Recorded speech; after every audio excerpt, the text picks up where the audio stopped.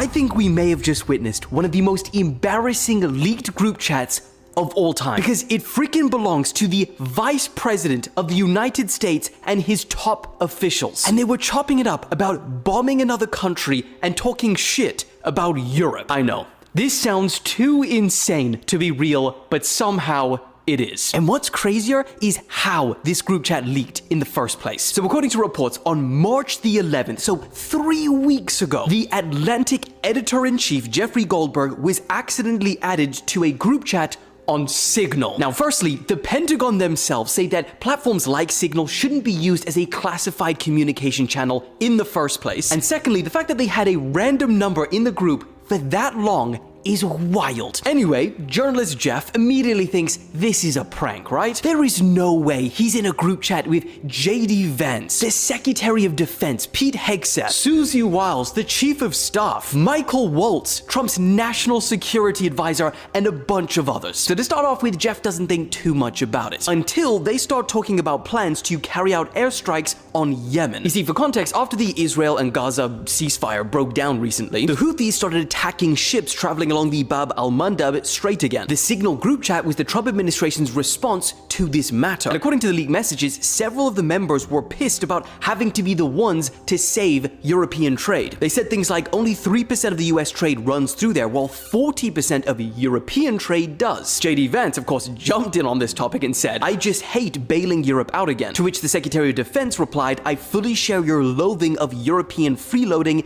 It's pathetic."